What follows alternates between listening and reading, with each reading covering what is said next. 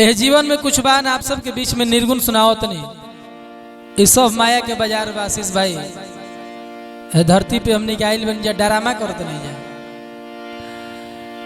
असली register maintain ऊपर हो रहल बा। भाव का बा कहे के का बा।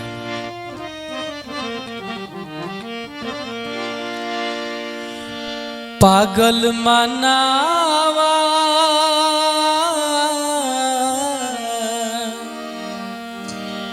काहे के करेला चतुराई। पागल मनावा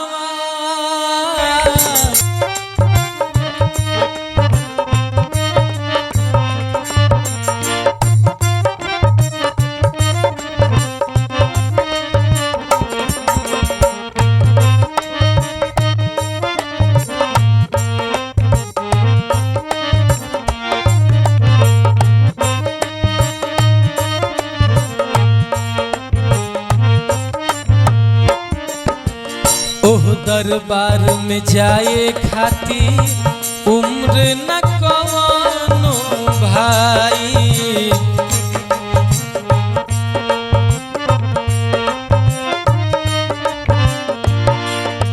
भर छन का पारे पर तुहरा नाची काहे के करेला चतुराई।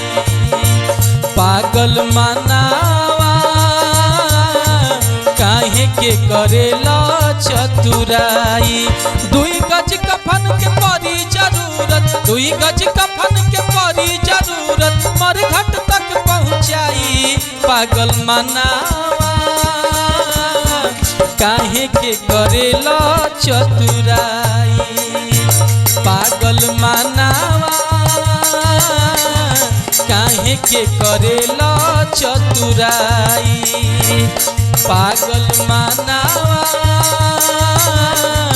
काहे के करेला चतुराई।